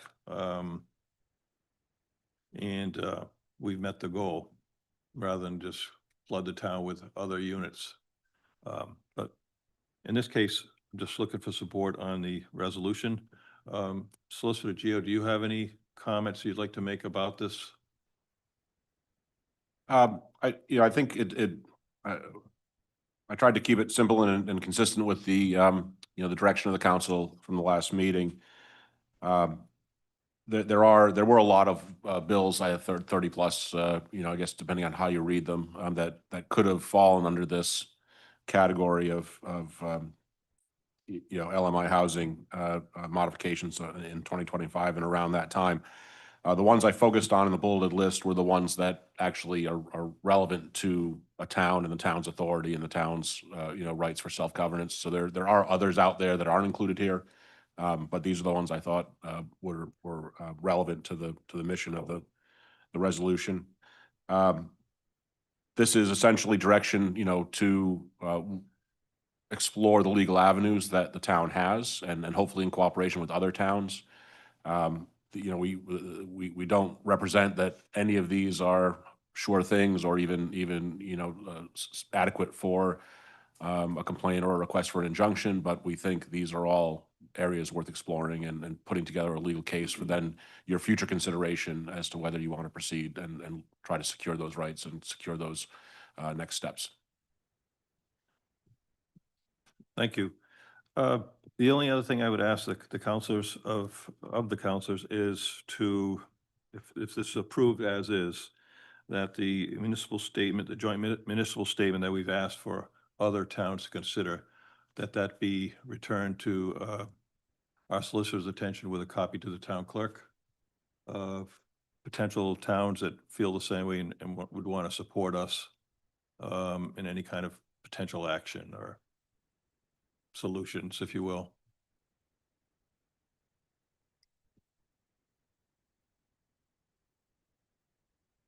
Well, first thing would be to make a motion to adopt the resolution. And then we can adopt the joint municipal statement if you'd like to do that afterwards. I will just make one comment on my main concern about all of this is the state essentially requesting us to drink from a fire hose and putting the pressure on staffs and all staffs and also our planning board, zoning boards to interpret these things on the fly. And my main request is that they just give us some time, which is, I think is section F or bullet point F, to stop forcing the implementation and allow us to really figure out how it fits into our own comprehensive community plan. And then again, this is a statement from the council, not necessarily from the staff, who do have to work with these folks every day. Correct. Mr. Dow? So with what you just said, are you suggesting that we put some other language in there? Oh, no, it's more? in there. No, yeah, It's in there. but I mean, any other clarity or anything? The reading of it is a little bit more heavy-handed than I would have gone with. But the request is to, hey, let us slow down and see what you've done to us before you make us implement all these changes. Or add any new ones this year. for that matter. So, Mr. President, I would make a motion to approve the resolution of the Portsmouth Town Council in support of municipalities collaborating and reviewing, analyzing, and responding to the 2025 affordable housing laws. Second. Any further discussion? All those in favor? Aye. Opposed? Motion passes 7-0. All right. And then you want to make a So. in motion unit- on the joint municipal yeah, statement in to unit send it out with to all that, I the other. would make a motion to approve the the joint municipal statement that goes with the resolution. Second. All those in favor? Aye. Opposed? Motion passes 7-0. Thank you very much. Sir? I had pulled these. Yes. Yeah, I had pulled these out for discussion. Okay. I just want to support West Greenwich regarding the LMI and Cumberland regarding the ADUs. And I think the solicitor can generate a general supporting document to use as we need to support other towns requesting the state to amend the legislation on this intrusive zoning changes. So I want to send something like out to them, but write a general letter that we can go to support all the other towns, just to initiate more support. Generally, what we do is if you want to pull it off and do a similar resolution, we can just, Does it need to be a resolution? or we just could just change the West Greenwich's to Portsmouth Geo? and bring it back. Geo's comments? I think, I could be wrong, and please let me know if I am, Councilor Reese. I think what you were asking is that we simply send a letter saying we support your resolution here in Portsmouth. That's what I would like to, yeah. So I don't think, You put it in I don't think he was better suggesting adopting a similar word. resolution, but simply letting other towns know that there are other towns in support of Right. their. Get the word out. I- For correspondence or? That's fine. That would be a letter to the council. I But guess. I mean, in general, when these resolutions come across, if you pull it off to C, they have more bang for the buck rather than just saying, hey, we agree with you to West Greenwich. Right. Is create your own similar resolution and sending it to the State House, to your legislatures, to say that, hey, we agree with this other town. So now you've got two towns and maybe a third town or a fourth town sees it and rep for 35 sees rep for 22 and says, hey, did you get this resolution from your town that I got from my town? and maybe they actually start talking to each other and do something. That's the only reason for, Yeah, absolutely. I think the reason I was suggesting just a simple, we join you in support was that we have such an extensive resolution on that topic that we're already producing and sending, based on the votes you just took, that we're already sending out. I didn't want to I didn't think the thought was to load people with this and rather just have something simple that goes out and says that. West Greenwich is going to get a copy of our resolution. That's right. So So do you want to just drop that and they're going to get it anyway? or- they're going to get our resolution. We're going to send it out to. All right, I just wanted The them clerk to- will they send it wanted out to to know all the that- other clerks. that we supported them and their F also. The only thing I can't do or we can't do is what we do is put it on correspondence. All right. Other councils may or may not do that. No, I think I thought the suggestion was that it would be a direction to send out, correspondence affirming our support, the town's support for their That's resolution. what I was trying to do. I don't understand. Yeah. I would concur with the president that it looks stronger as a resolution, as a reply. You know, right. Okay. if that's what you would like to do, I All think right. you'd be Maybe better. maybe I was just shining it up a little too much. No, yeah, no, but if you want to craft or just change their resolution and, like I said, put Portsmouth in where West Greenwich is, the clerk can do that, and then I can sign it this week, if that's if that's All your. right. For both, All right. if that is what you're looking to Now, do. So the solicitor would generate a A Portsmouth resolution. mirror the Yes. resolutions for Cumberland and East Greenwich. West Greenwich. West Greenwich. Yes. Okay, that would be the motion then. I would actually suggest you take that as two motions since they're two separate agenda items. Yeah. Okay. So agenda item number one would be Agenda a item- motion to, Generate a resolution to support West Greenwich, I'll second your motion. and the other one, the next one would be. hang on, Let's vote on it first. one motion at a time on the Oh, table. okay. That's right, we can't do two. Okay. All those in favor? Aye. Opposed? Motion passes 6-1 All right, and with Mr. Ferrero in the negative. And then just generate a resolution to support Cumberland and their resolution. I'll second that. all those in favor? Aye. Opposed? Motion passes 6-1 with Mr. Ferrero in the negative. All right. Mhm. Madam Clerk, just let me know when you have them done and I'll sign them. Thank you. Next up, old business number 3, request approval of legislation priority resolutions. This is Mr. Gleason's item, and we have 2 that have been worked up by our solicitor based off of our list of priorities. Do you want to make a motion to approve the resolution relating to tax classification?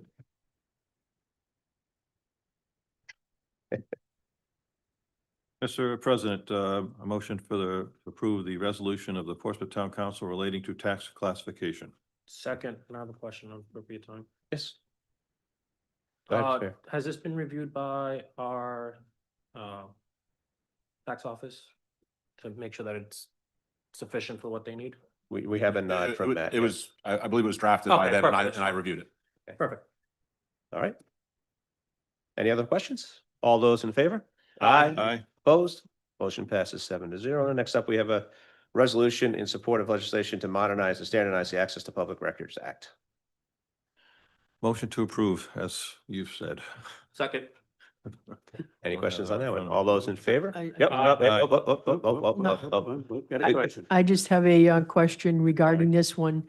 In the other resolutions, we have talked about sending the resolution to the town legislative delegation to support, to develop or submit legislation on that particular resolution. This one we don't. Is there, I know it's sent to the governor and to the speaker, but we don't say send to our delegation like we do the others. Was there a reason for that? No, it's just the way it Yeah, was I- typed up. We can add it. We can. I think we should, Yeah, because I, we usually send it to everybody. we have a blast that we send it to everybody and their brother, but the state has in General Yeah, Assembly. but here in the resolutions, we're asking our legislative Mhm. delegation to do something about it, to submit legislation. Yep. So I Yep, think that effective. that would be great if we could add that to that as well. Okay, so the motion, is there a Mr. President. second? Can somebody second Ms. McDowell's Second. motion to add the legislative? Oh, second. Okay. So now we'll be voting on Ms. McDowell's amendment. All those in favor? Opposed? Motion passes 7-0. And Mr. President, Yes. just because my motion, I wasn't prepared here, was a little messy.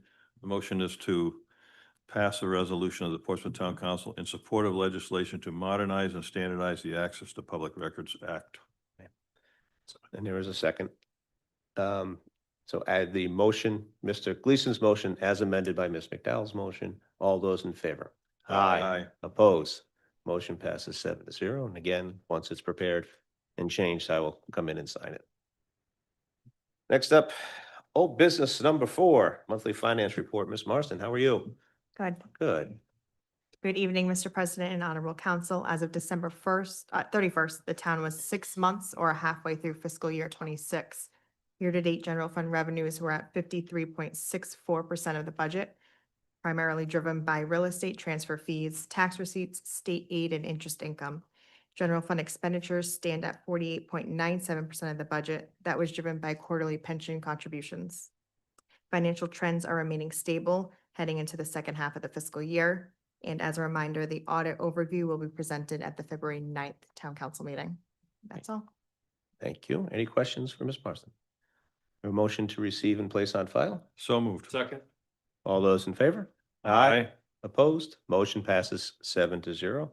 Next up, we have a request to advertise a public hearing for revisions of Chapter 405 zoning, Article 9, specific development regulations, Section B signs, excuse me. Excuse me, Mr. President, do we need to receive the school finance report and place No. on file? No. No, okay. All right. So, I am of the belief that this should be a special meeting, because it might be some heavy lifting to go through the entire ordinance as opposed to doing it in a regular council meeting. I would like to try and do it on a Monday night, similar to our regular meetings, which would mean that we would have at some point 3 meetings in a row. Or because February has winter break for schools, I would try to avoid that and maybe look into March, and we would have to advertise this for 3 weeks anyways. Yes, So, and March does have 5 Mondays. so we can do it on March 2nd or March 16th or March 30th. The 9th and the 23rd are already scheduled council meetings. Does the council have a pleasure as to when to advertise for this meeting? Does that give you enough time, Madam Clerk? March 2nd? If anyone has has no objection, would March 16th be better? I probably will be away the 2nd. Okay, Fine by me. 16th? Okay, so can I have a motion to advertise for a public hearing for Section 405 to be held here in the council chambers at 7 o'clock on March 16th? So moved. Second. All those in favor? Aye. Opposed? Motion passes 7-0. Next up, we have new business, request approval to amend resolution 250127, exemption from taxation. This is our yearly update of reclassifications that we are required to do. Do I have a motion to approve? So moved. Second. All those in favor? Aye. Opposed? Motion passes 7-0. And then we have requests for approval authorizing resolution to the adoption of the 2025 Appointeck Island Regional Hazard Mitigation Flood Management Plan. Ms. Hitchin. Or would the council just like to say yay and go home? So we did approve this once. Now it's been reviewed by FEMA and they've sent us. You and the board, the town council had looked at this as a draft plan almost a year ago, back in March of last year. Since then, The planners, Ray Perry, including him, have modified the plan based on Rhode Island EMA comments. We had submitted the plan. Sorry. We had submitted the plan on